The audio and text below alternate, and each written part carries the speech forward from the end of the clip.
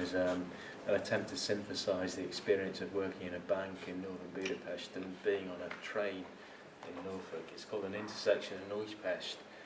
An intersection in Újpest folds Nicolette's English with a rusted irrigator in a purple field south of Zahony.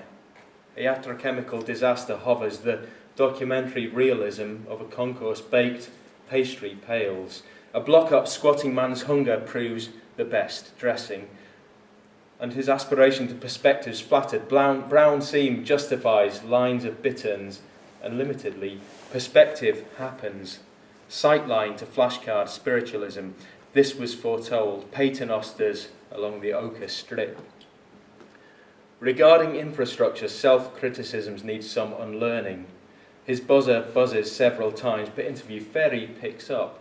He always apologises. Maybe some copper wire's gone astray. The tracks are underwater. He won't say much. Put Americanese across the glass-topped table. It's all in a day's work. There was glass all over. He was proud. He was hoisting an espresso. This was to improvements. Morning in the microrayon is erotically unique, with nylons wisping on every radiator. An errata of widows, praising the young with faint curses, but morning in the microrayon's cramping bandwidth circuitry should be quicksilver, invaluable, should refer intuitively. It's not bankrupt, it's not gestic. I mishandled gestures, leafless avenues through a service hatch on the Pétufi Bridge. I've stopped regretting hearts, November, crumpling on muddy water, fluttering from most windows of most panel hazard, imitations of a Calabrian semaphore. Norfolk, a field past, suggests Újpest. In Scarecrow's laceless boots, a drunk cartoon demonstrates dreadful judgment. Think you could turn up mob-handed in Bucharest in August. Think again. Pipes, thicket, minimal cover for meds on the black, and Kay's moustache beads up, her retching admirers on scratty upholstery. 3 poems about the amazing sublimity of failed Arctic expeditions and intercontinental ballistic missile paths and transatlantic flight paths also. They're all called Anchorage. She couldn't find a single inelegant sentence in the Fiat, where the burn outs the coombe is the outmost part of the MSA's leverage. Where we find lucidity on the tarmac, you dream sonar. Stir at SeaTac, anti-flash and aluminium abstract in the radio farm. In Nixon's HUD, this journey's long, cuts continental corners through the frigid zone and the cold contracts. Screams in dead playgrounds. Here no one fucks in the afternoon. There's no rubbish and rhyme even is managed. You're shocked when Tangerine ripples the blue recording. Anchorage 2. Z only point sea views north-northeast as Spectrum Pilot. The 5-mile inland NDB locks course awareness of traffic's actual and massive scale.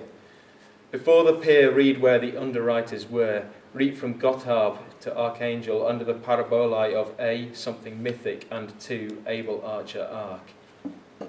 We say radio silence when really we're pissed off. More beautiful if cut here. Oh, breakdowns need vocabulary, though, and I've only bluish flint, the trails and scales of great migrations and strategic geography.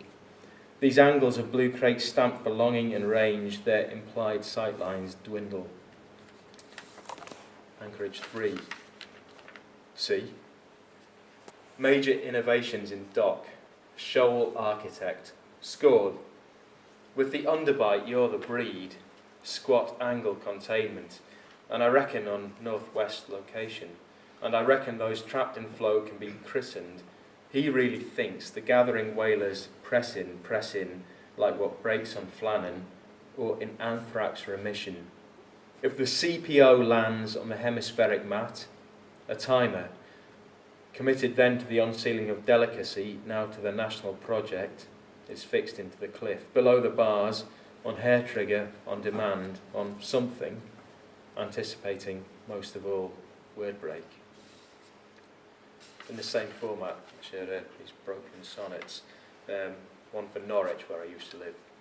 Norwich, Fear of the blocks, and interference, fan wavering below E and process, convulsing Polly, halted in front of that house.